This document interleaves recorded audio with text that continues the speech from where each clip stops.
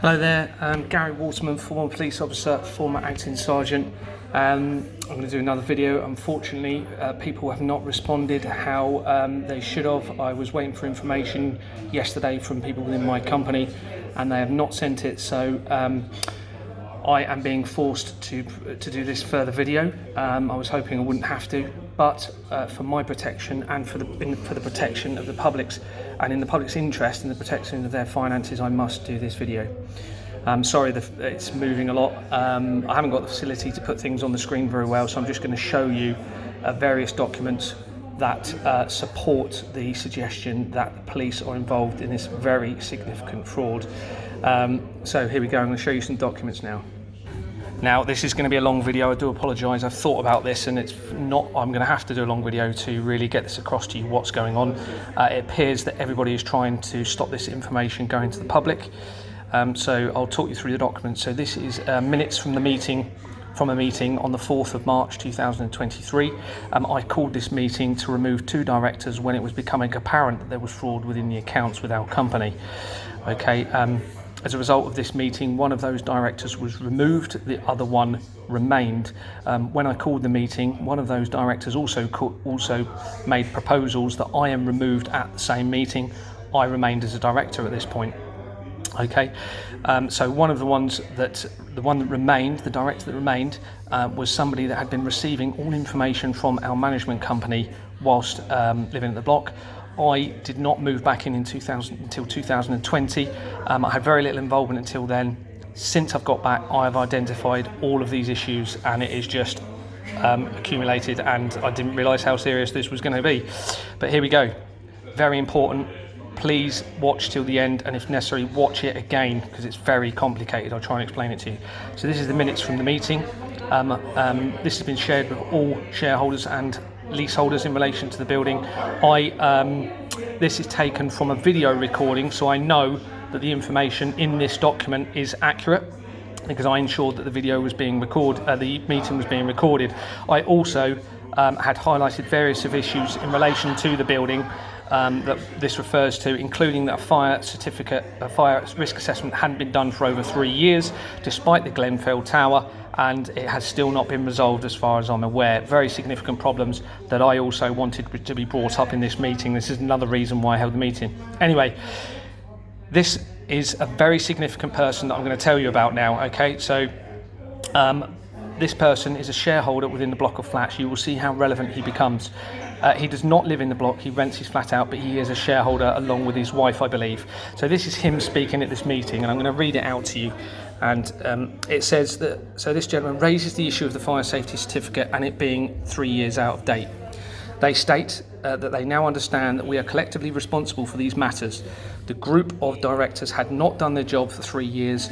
They go on to say that we therefore cannot rely on trusting someone else to do the job for us, i.e. a management company, saying all the right things for me to want them to come on board as a director. Okay. Now I'll scroll past all of this. Again, this person speaks again in the meeting, and this is very significant. Please listen to this. They address the room again and explains that we had deviated from the main point in that Gary, has made everyone aware that there is massive gap in the finances of this group of people. Now he's referring to me identifying there appears to be, at this time, over £62,000 worth of missing contributions into the flat's maintenance accounts from various people within my company. Okay, that's what it appeared to show. It later transpired from further accounts that since 2015 on the authentic bank accounts I identified that it was over £167,000 that appeared not to have been paid in. Everybody refused to try and provide explanations in relation to that. When I initially looking up the accounts to a former director and became insistent on it, they resigned as a result of that request. Almost immediately afterwards, the management company resigned, followed by two other directors within the company. So it's very significant. That's what he's referring to here. I'll read on. This all becomes relevant. And it's complicated, as I said. They explained that we had heard evidence today, so this is him saying it, that he had never met Gary before, which is true, he'd never met me. And that we have nothing in common other than the fact that we are both retired police officers. Okay, now that is very significant. Please remember that. I'm a voluntarily resigned police officer. He is slightly older than me. He is a retired police officer. Very significant. Okay, explains that what he has heard is a group of people versus another person, so everyone appearing to be against me. He explains that he is interested in a possible fraud involving thousands and thousands of pounds and the mismanagement of the committee that should never have been allowed to get this far. Now, I think it's also important to mention that at the beginning of this meeting, because I was starting to gain the understanding of how severe this might be, I did advise everyone at that meeting that they may need to consider having legal advice present, but none of them chose to. Okay, someone had been paid.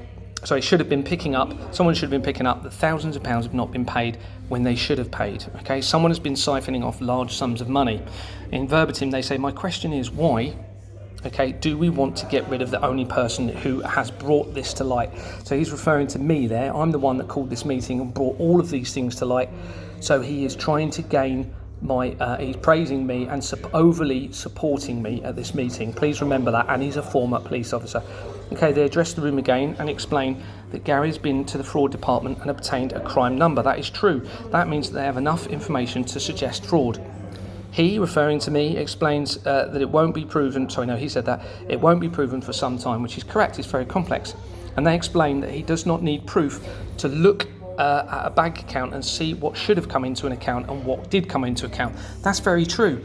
So I'd been through the accounts, I'd worked out what everyone should be putting in, worked out what actually had been coming in on a spreadsheet, and it calculates it, tells you the difference.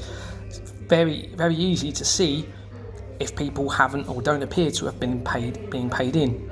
Okay, so please remember that document. It becomes very relevant. Okay, so this is an email from that same shareholder. Obviously, I'm not identifying them. Now, after the meeting that I've just showed you, that particular person and his wife approached me, and they were very supportive and also supportive of two other directors that were with me at the time, stood there, who I now suspect are involved in this. So this is an email from him. Okay, it says, it's on 4th of April, following our early discussions, I've decided to pursue my application to become a member of the board at this company. In line with this, I would like to supply you with my background information. He then goes on to supply various bits of information. Okay, now I have thought about whether to include this, but I think it may become relevant later. So I joined Northumbria Police, and then he's put the date, as a uniformed officer, and later transferred to CID, where I served for 3 years. I transferred to Dorset Police, where I served in various roles. Now this is very relevant, CID, and I'm going to explain why.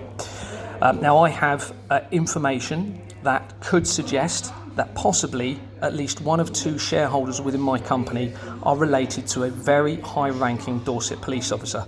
That very high-ranking Dorset police officer oversees CID at Dorset Police. Now, within CID, you have a department called the Economic Crime Unit, and within that department, you have the Fraud Triage Unit or Fraud Triage Team. All of my fraud reports have been going through to that team. Remember that, it's very significant. Okay, around the time of this email, I also spoke to this shareholder on the phone. Now, this is extremely significant. Within that email, within that phone call, he confirmed that we cannot file false accounts if there is any suggestion that the documents are forged. He said, absolutely. He's a former officer. I knew we couldn't because we're committing serious fraud.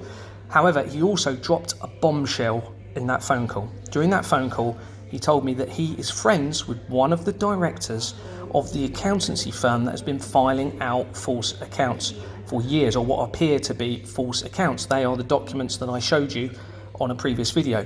That is very significant. So he's a former police officer, overly eager to support me, wants to be a director, and he's friends with the accountant who has been filing the accounts for years, and they appear to be false documents that Lloyds Bank themselves appear to have produced. Very significant. Okay, so I told you it was complicated. So he also had supplied information to me suggesting that he had received personal emails from the former director who resigned when I wanted to look at the accounts, which I remember I mentioned earlier. This is an email in relation to that.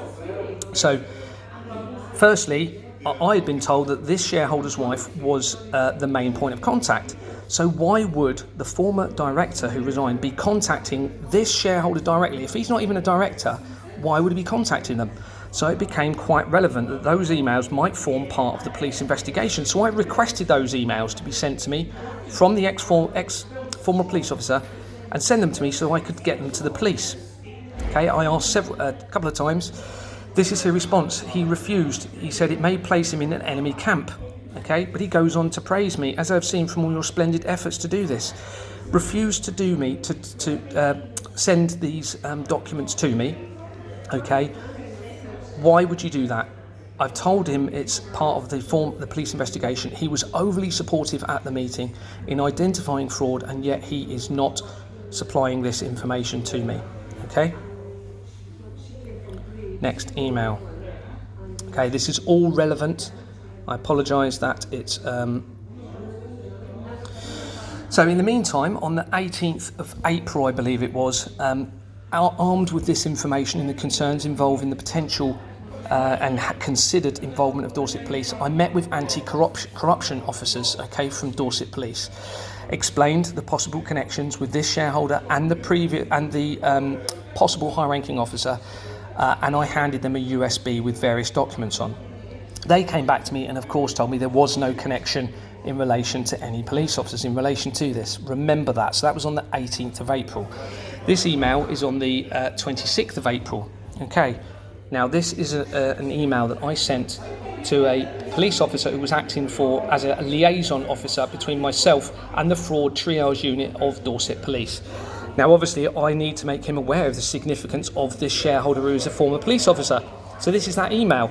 I've been hoping to get a shareholder, okay, who is an ex-Dorset police officer, on board as a director until he disclosed to me that he is good friends with the owner of an accountancy firm that his wife, I forgot to say, his wife also uses that accounts firm, so he told me to file accounts, okay, and that he is friends with them. This is very significant. I also informed that officer that he had been apparently receiving personal emails which he had suggested to me from a former director who is key in all of this. Okay, he resigned because I wanted to look at the accounts, and he had been the main point of contact with the other director that tried to remove with the management company in relation to the building. It's very significant, but that he had refused to send me those emails. I then put, I would think this is very important and it's obviously sensitive information. In other words, he is a prime suspect, or needs to be considered as a prime suspect. Dorset Police were aware of that. Now, that officer is the same officer who sent me the email that I've detailed in another video, which suggests that the police are allowing an immunity for banks to produce fake documents. So it's very significant. Hopefully this is all making sense to you. So this is the next email. Now, remember, I've already named them as a prime suspect. I've given the information to the anti-corruption officers and naming this gentleman, okay, this shareholder. In the meantime, a meeting is called for me to be removed by the shareholders. Now, that meeting was called by this previous shareholder and previous police officer's wife. Now, the proposals of the meeting were to remove me as a director and state herself as a director, so the wife of this former police officer, and unbelievably reinstate the director who resigned when I wanted to look at the bank accounts and appeared to have been allowing all these huge fire safety issues, or should have been aware of it if they were living in the block and they were a director and receiving all information from the management company. So they'd called a meeting to remove me despite all of that. Not only that, but one of the proposals was to file the accounts as soon as possible, but stating they use an independent accountant. Now, this email I received on the 5th of June is absolutely unbelievable. So this is from the shareholder who's a former police officer. Okay, so again, he states he's a retired police officer. Okay, now all of this bit is information that he was supplied from somebody within Dorset Police. Is significant information about my reports to the police and the investigation and what's happening with it. And he knew it all. Okay. Why was he supplied that information? He'd already been named as a prime suspect in an email by the police to the anti-corruption officers, and yet they were feeding information to him. In conclusion, he states the senior investigating officer states in verbatim, this is what the senior investigating officer has apparently told him: no full investigation has taken place as there is no starting point to start with. I just have Gary's concerns and a number of bank statements dating back to 2015, which does not clarify anything or evidence anything. From this, we can be clear that there was and is nothing to support Gary's claims. There is clearly evidence of fraud that needs to be investigated. You have the forged bank documents, you have a transaction, which I haven't detailed to you, but there's a transaction from the authentic accounts showing that there is, or appears to be, a fake account system.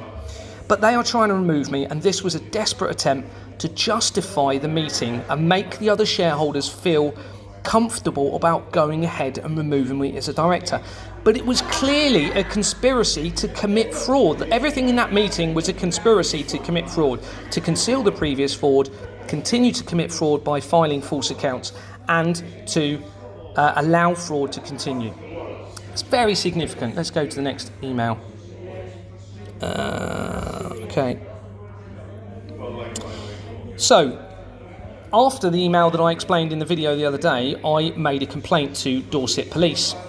Okay, and after I made that complaint about Dorset Police, I received this email. So this is from the Policing and Crime Commissioner for Dorset Police, as you can see, pcc@dorset.pnn.police.uk. Sent on the 26th of June. Okay, it's 4 days before the meeting is due to take place to remove me, 4 or 5 days. Okay, this is from the PCC. It says, we have been advised this morning that the fraud unit, i.e. the fraud triage team in Dorset Police, will be in touch with you as they have established there is fraud in relation to my report.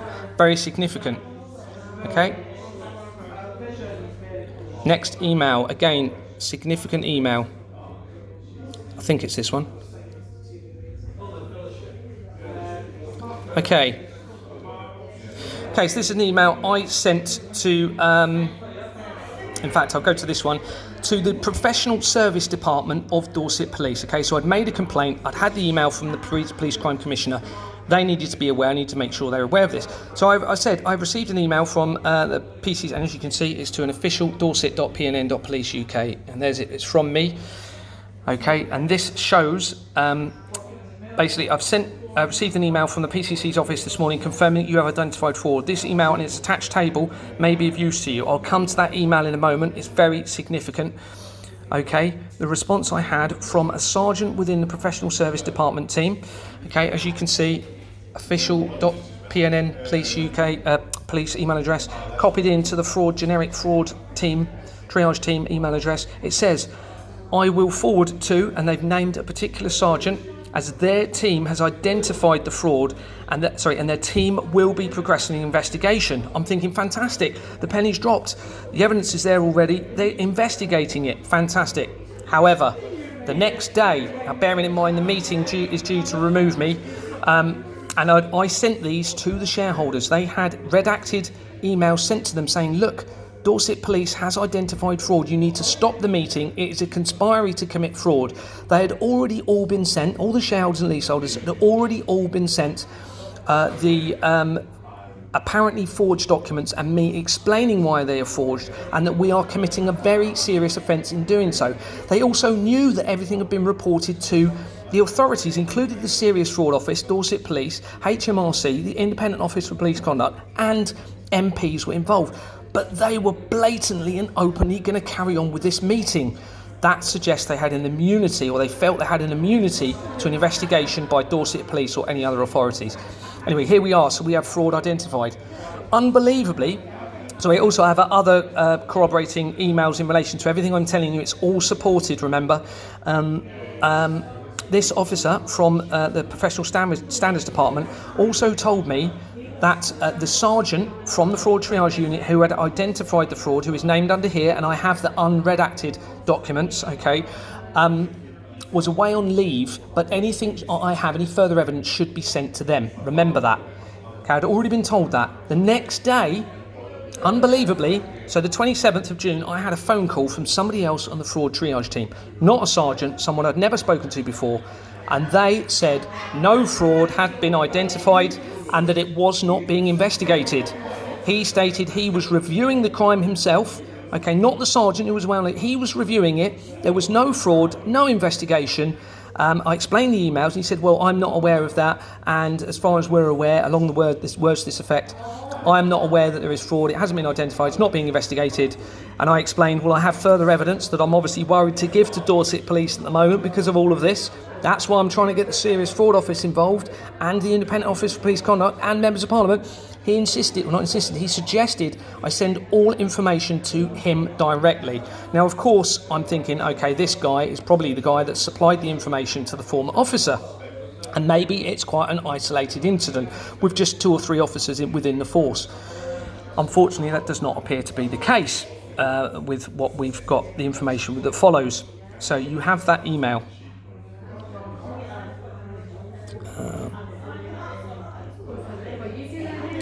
Okay, this next email.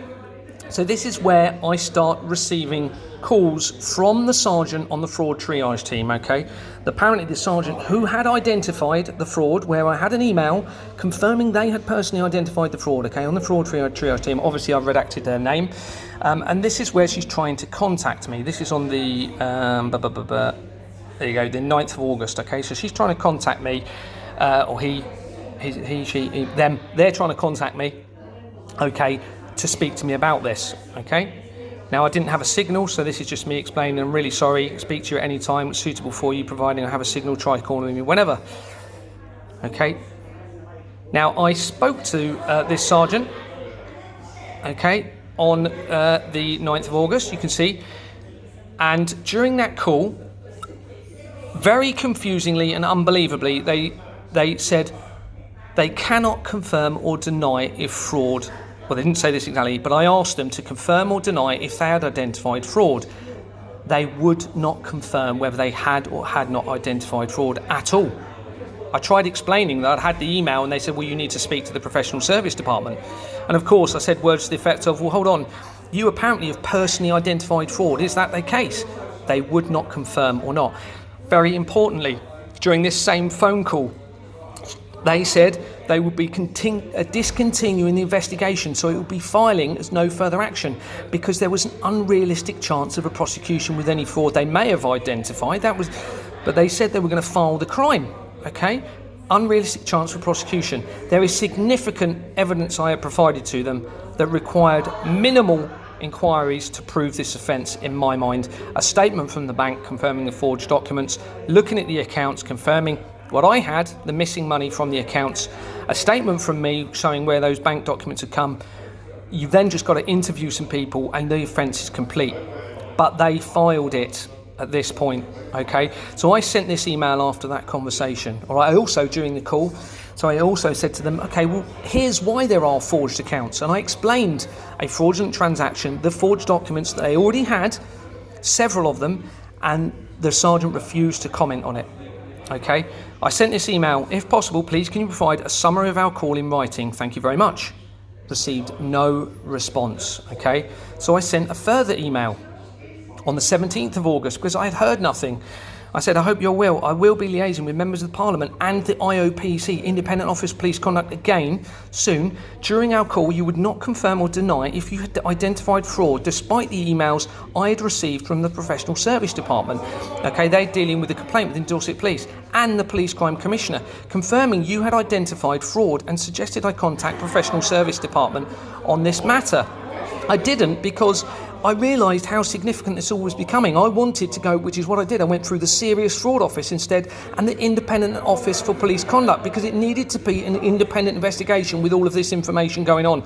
The Serious Fraud Office later said it is not their remit to deal with this. Hold on. This is appearing to be serious fraud.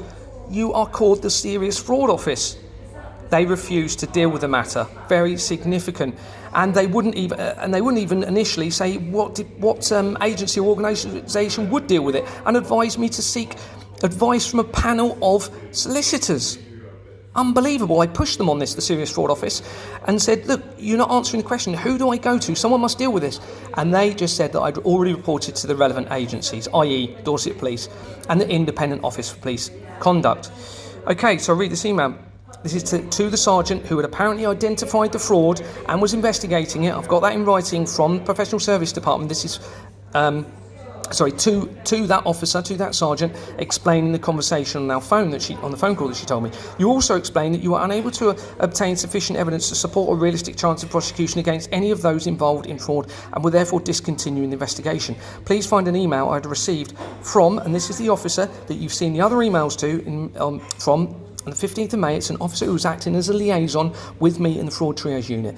Please can you confirm if this information is correct and that the reason that you cannot progress an investigation is because you cannot obtain a statement from the bank to prove the falsified accounts have been produced. Now this relates back to my other video about the email. It's very significant. I then go on to explain, due to the personal risks involved to me in all of this, it has been necessary to ensure that processes are in place to release full disclosure of all information obtained over the last few months, including at that point it was over 67,000 word statement with supporting emails and documents through media outlets should anything happen to me, and have made this known to those appearing to be involved in the fraud, and that is still in force. I have to do this. If something happens to me, things are in place where this information will be released in full. So if I disappear or I die, this will happen, and that goes with anybody that knows me. If anything happens to anyone that knows me, this information, everything, naming everybody, will be disclosed to the public.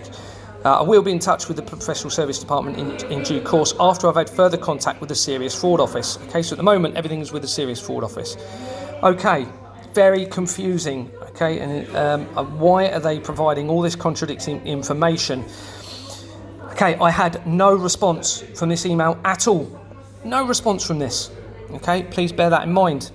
Next email. Oh no, it's the same one. I told you it would be a long video. I do apologise. So, as a result of all of this, I needed to inform the members of Parliament about this. So I sent, through the online portal, to number 10 itself, I sent this. Okay, good evening. The latest information related to the serious fraud suggests bank employees are being given immunity to produce forged documents for companies and organisations, resulting in defrauding members of the public, such as myself.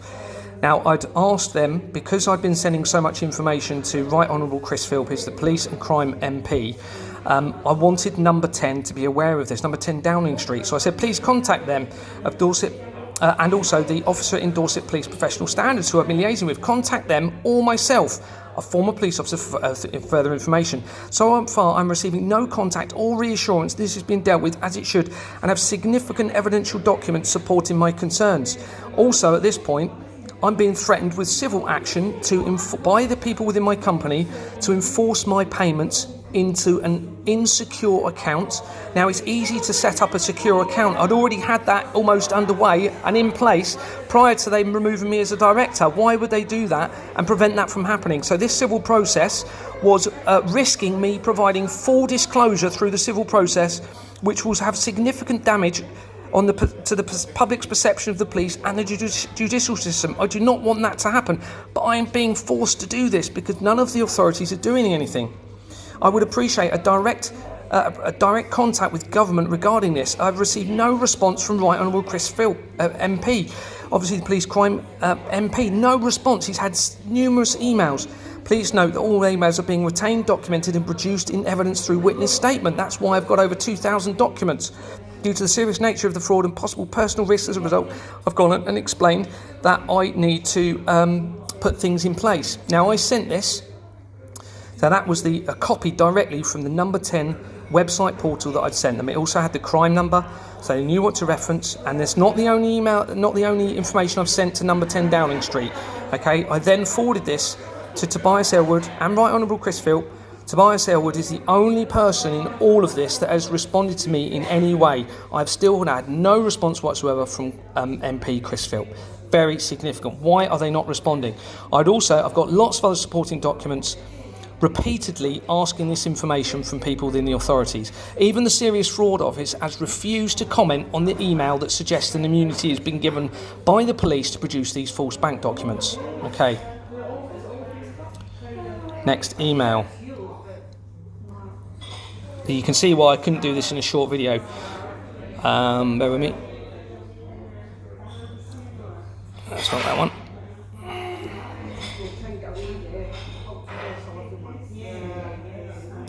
Okay, so this is an email again to the sergeant that apparently had identified the fraud.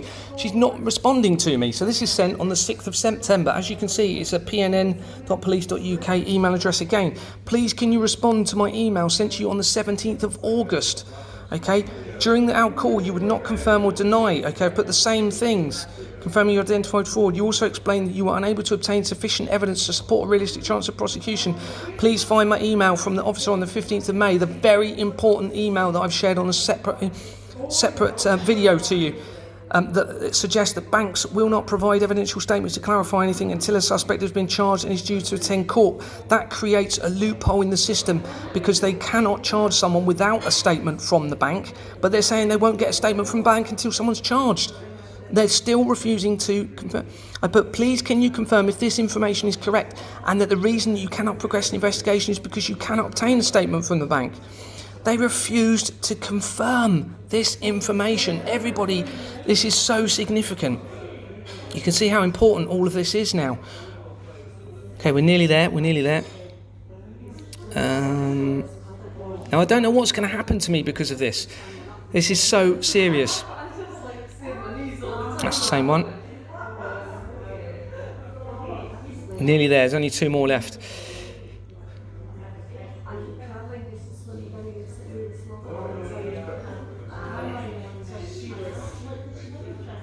So this is my email to the professional service department sergeant who had sent me an email confirming the fraud triage unit had identified fraud and was investigating it. So this is me sending it to them. Okay, as you can see, official dorset.pnn.police.uk email address, 27th of August. I've had no response from the sergeant from the fraud triage unit regarding the attached email correspondence. Okay, I then detail it, and I say, please, can you confirm if the statement sent by this officer on 5th in the email correspondence is correct? And it states this. So not only did I attach the email, I asked them to confirm. Is this true? Is this not true? This is so significant. Are you creating, an immunity to banks to produce false documents? Nobody is responding. Why not? Now, since all of this, yesterday, I had an email from this officer, okay? But they have not responded to this. That email, even though I have 3 sources of information, confirming that the Dorset Police has filed this crime as no further action, okay? I have the phone call with the sergeant from the fraud triage team. I have another phone call to Dorset Police where they told me the crime has been filed, was no further action. And I also have a recorded voice call with Dorset Police confirming this has been filed as no further action. But the email yesterday states that this sergeant is reviewing the crime. But they've never told me they're reviewing the crime, okay? Now, I anticipate what they're trying to do is trying now to say that the crime had never been filed, because then they could try and implicate me in all of this, trying to affect the investigation. But I already have 3 pieces of corroborating information saying it's already been filed, and they are discontinuing the investigation. So they haven't done anything. They're appearing to try and hide this from the public completely. Why are they doing that? Now, I'm going to show you a table. I'm going to have to cover I do apologise for the long video. I told you it would be long. I told you it's complicated. And please remember, there are also other significant information that I'm not even sharing with you, okay? And there are things that I'm aware of that would not be in the interest of the country to release, and I need to retain that information, and the government really need to speak with me about that, and the police need to speak with me about that. They need to do a public address in relation to all of this, and they're not doing that. They must do it. Everybody in the country could be being affected by this. Now, this is interesting. This is a table. Now, you can see how much effort I've had to put into all of this. This is a table that I've completed. It is redacted, so there would have been shareholders' names down this list, okay?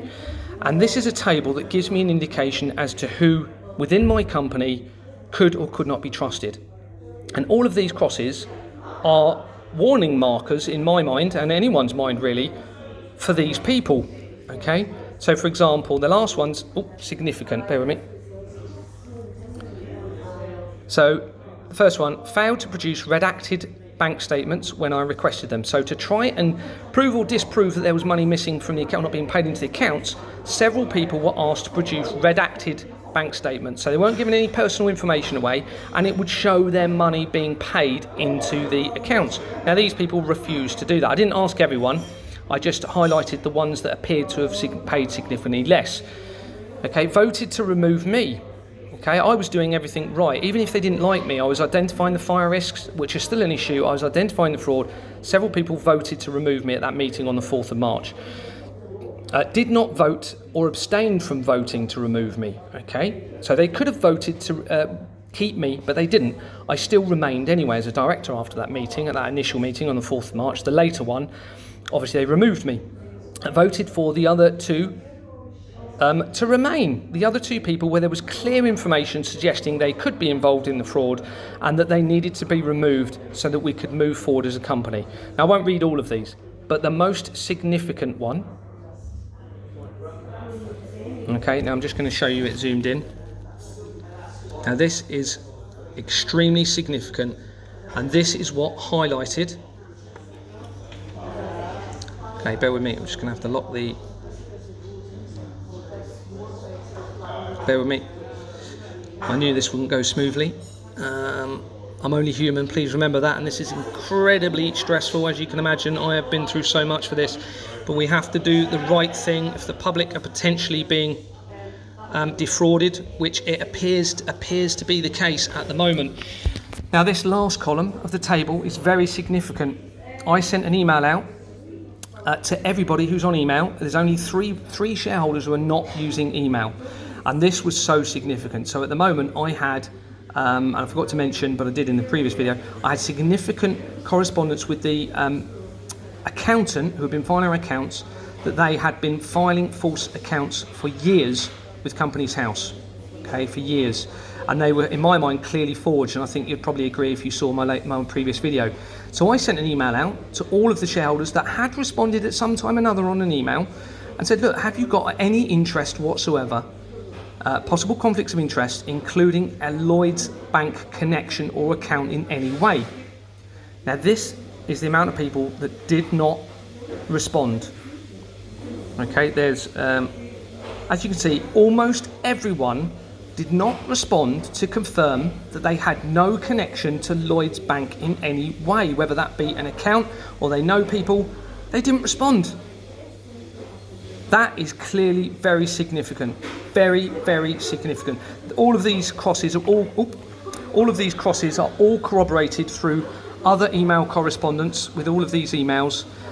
So everything is backed up, supporting that they did not respond.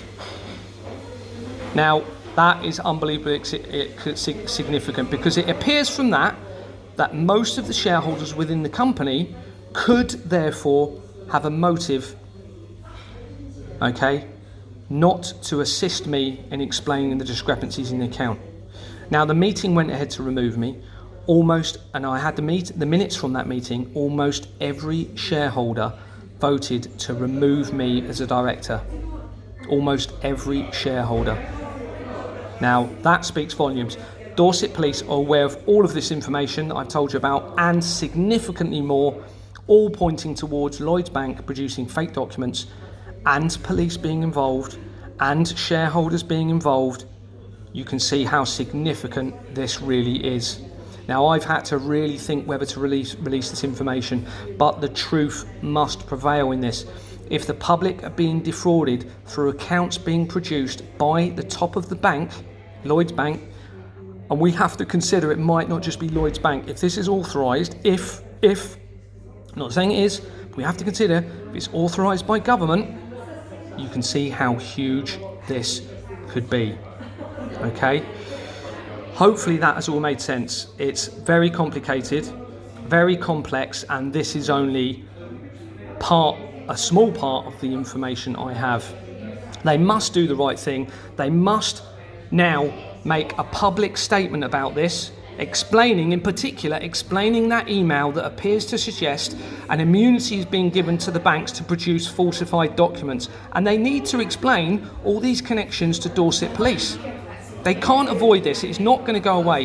If anything happens to me, it's going to be released anyway. Okay? That's in place. They need to do the right thing. Okay? You have to have a foundation of trust. If you don't have that, then you have no hope. If the truth won't prevail, there is no hope. There has to be honesty so that we can trust people. Even if these people have done things wrong, it has to come out so that we can start a foundation of trust again in this country.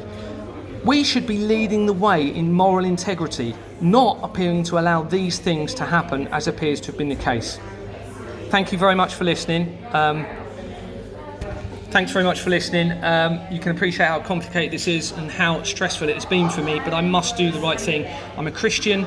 That instills, I know people aren't going to like me saying that, I'm not saying everyone has to be Christians, but it has instilled my moral integrity to do this and to do the right thing, because this could be having an effect on everybody's cost of living in the country. It is that significant, and they need to supply explanations and answers. Thanks for listening. God bless.